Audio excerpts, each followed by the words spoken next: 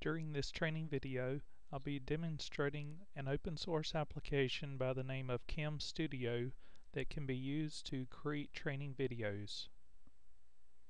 The first thing you need to do for CamStudio is go to camstudio.org. Scroll about halfway down the page, download the CamStudio20.exe, which is the actual application, and download CamStudio codec14.exe, which is a lossless codec. Once you have those downloaded, and I actually have them downloaded already, you'll have the application and the codec. Okay, I've got these installed already, so we'll probably get some errors, but let's just go ahead and run through the installation. Of course, I'm running Windows 7, so I get prompted. You just want to take all the defaults.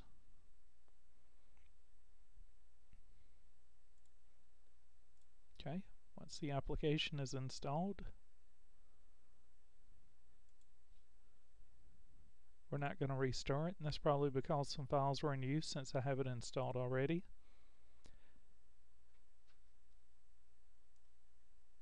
At this point, you want to go ahead and install the lossless codec.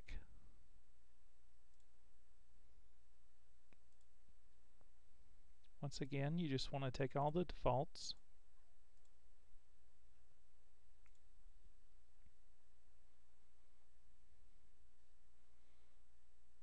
Okay, and that gets the basic application installed.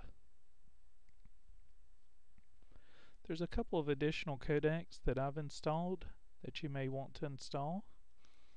If you go out to divx.com, under downloads, you can download the DivX codec from here.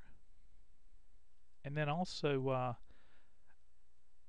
I've done some testing with the MSU Screen Capture Lossless Codec 1.2. You can just search for it on Google, and I found it on freecodecs.com.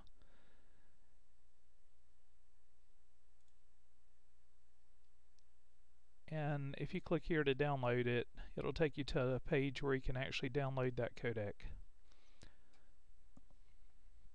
Okay, well, that gets you all the pieces of software you need. So let's go ahead and move these out of our way. And I won't demonstrate, well, actually, let's just go ahead and install the additional codecs. Okay.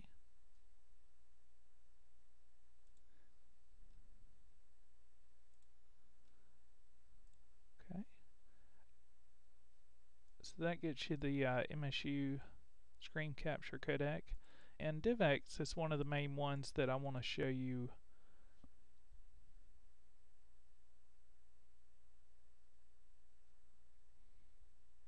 Because you only need the DivX codec. You don't want to install anything but the codec. No players, no nothing. And see how it's got a converter, a player, a web player. You don't need any of that. You just want the codec pack. You don't want any kind of bloatware on your machine.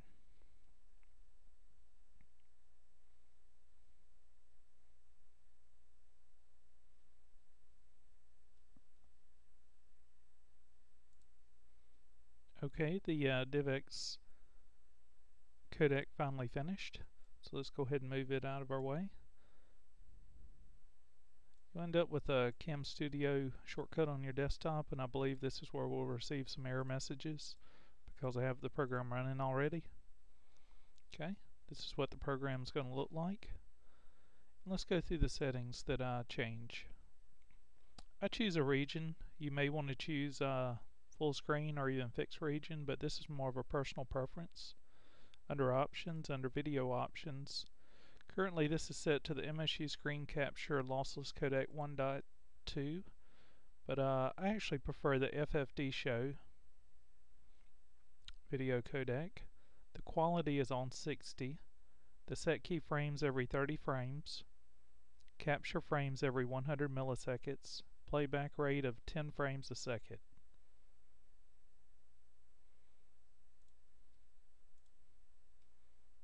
Okay, under cursor options, I guess since I reinstalled it actually did lose some of my settings, but I'm going to use a cursor from file, and I just choose the first one in the list.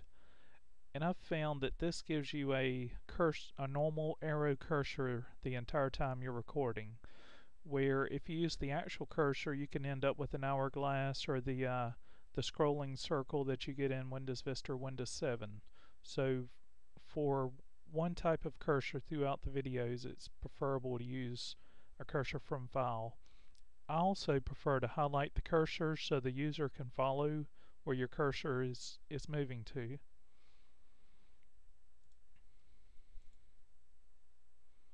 Okay, I set to record audio from microphone. Under audio options for microphone, I take all the defaults except I change to mono. And I'm not sure if this interleave is checked by default, but it is unchecked on my settings. And with the I changed from stereo to mono because with a person's voice there's no reason to record in stereo.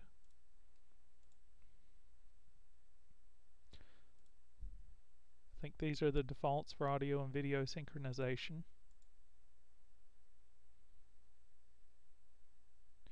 If you're using full screen, you may want to minimize the program on start recording. And I also set it to do not play AVI file when the recording is finished. Okay, now that we've got all our settings set correctly, you can also use a compact view or a buttons view, and you can toggle back. But let's go ahead and start a recording with the regions selected. When you hit record, you actually select the region you want to record with the cursor. And once you drop it, you'll notice we've started recording. So at that point, anything you do, such as opening a web browser and going to different pages, it's all going to be recorded.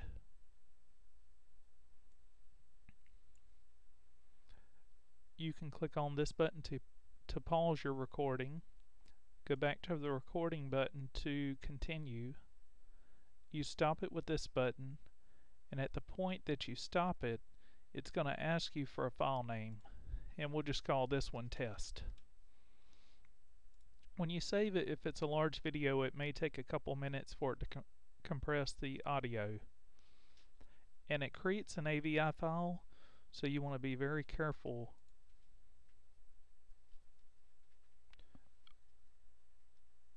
when publishing those somewhere. You may want to create a Windows Media Player file.